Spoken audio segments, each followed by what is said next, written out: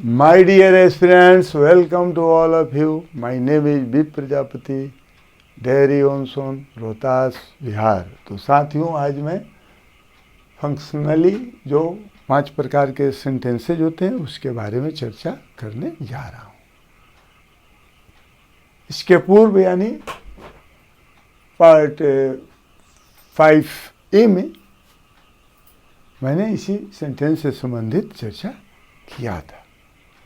तो आए आप लोग जानें कि ये जो 5 सेंटेंसेज होते हैं वे क्या होते हैं और कैसे कार्य करते हैं। तो there are functionally 5 kinds of sentences, which assertive sentence, interrogative sentence, imperative sentence, optative sentence and exclamatory sentence। तो पहले आप लोग जाने assertive sentence के बारे में। An assertive sentence expresses statement। जो assertive sentence होता है वह सामान्य कथन को व्यक्त करता है। उससे किसी प्रकार के आदेश या प्रश्न या तीव्र इच्छा, भावना इत्यादि का बोध नहीं होता। कथन सामान्य होगा। तो there are 2 kinds of assertive sentence, which affirmative sentence and negative sentence। तो an affirmative sentence conveys a positive statement। जो affirmative sentence होता है वह सकारात्मक कथन व्यक्त करता है।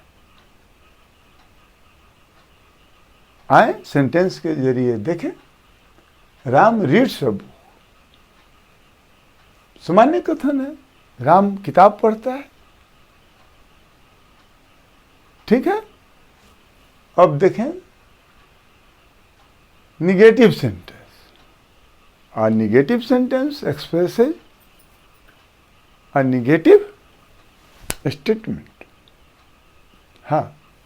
निगेटिव सेंटेंस नकारात्मक कथन व्यक्त करता है। तो आए एग्जाम्पल के जरिए इसको देखें। Sita does not sing a song. Sita गीत नहीं गाती है। तो आया ना नकारात्मक भाव। ऐसे वर्ड भी इसमें निगेटिव वर्ड नोट लगा हुआ है। सीता गीत नहीं गाती है, ठीक है। नकारात्मक भाव झलक रहा है। अब आगे बढ़ें। Interrogative sentence. An interrogative sentence asks a question. Interrogative sentence के जरिए कोई पूछताछ की जाती है या प्रश्न पूछा जाता है। कोई आदमी किसी से प्रश्न पूछेगा या कुछ भी पूछ सकता है। तो इंट्रोगेटिव सेंटेंस से क्या किया जाता है? प्रश्न पूछा जाता है और कोई चीज पूछताछ की जाती है, ठीक है। अब वाक्य के जरिए देख लें। Are you reading a book? क्या तुम किताब पढ़ रहे हो? तो इससे क्या भाव झलक रहा है? कोई पूछ रहा है किसी से कि क्या तुम किताब पढ़ रहे हो? हुआ ना। आगे बढ़े। Imperative sentence. An imperative sentence conveys an order और a piece of advice etcetera. जो इंपेरेटिव सेंटेंस होता है वह किसी को आदेश देता है या सलाह देता है या अनुरोध भी करता है।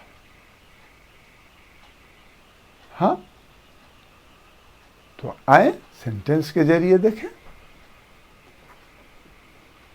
Go and bring a glass of water, जाओ और एक गिलास पानी लाओ।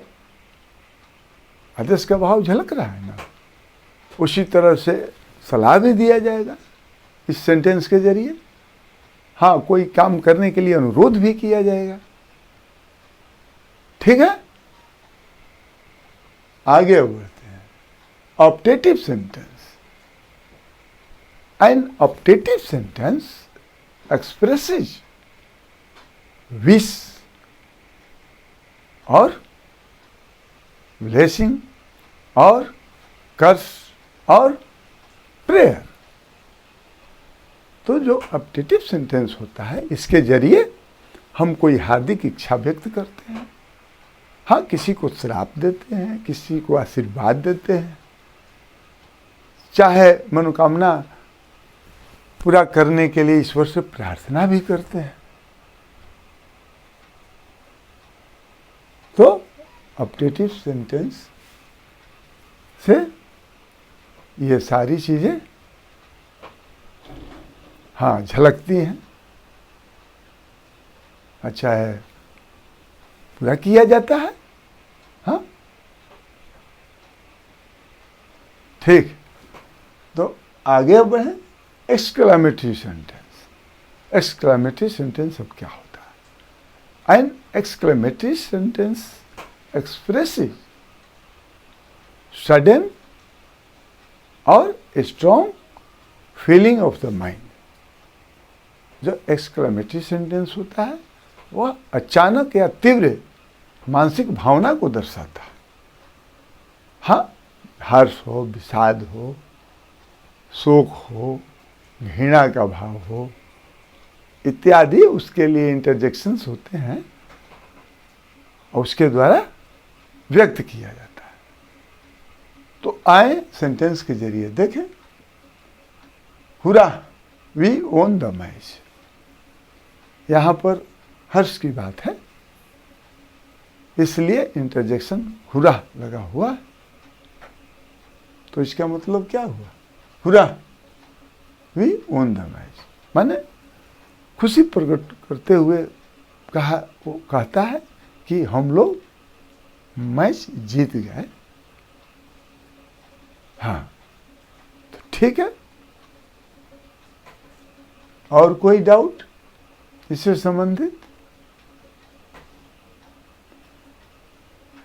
ठीक है साथियों, अनजान होना उतना शर्म की बात नहीं है जितना जानने के लिए प्रयत्न न कर।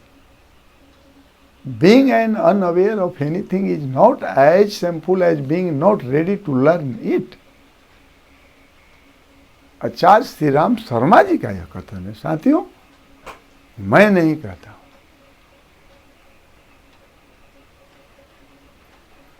और परिश्रम तो करना ही पड़ेगा। हम बार बार हमेशा कहते हैं कि परिश्रम करना ही पड़ेगा, बिना परिश्रम का कोई रास्ता नहीं है। क्यों? कि labour is the mother of Fortune. हाँ, जो भाग्य है वो सेकेंडरी है और आपका जो परिश्रम है, लेबर है, वही प्राइमरी है। सॉरी। तो आज बस इतना ही, और अगले सेशन में जो स्ट्रक्चरली 4 प्रकार के सेंटेंसेज होते हैं, simple sentence, compound sentence, complex sentence and mix sentence के बारे में विस्तृत जानकारियां दी जाएंगी। तो आज बस इतना ही। Once again, welcome to all of you. Goodbye.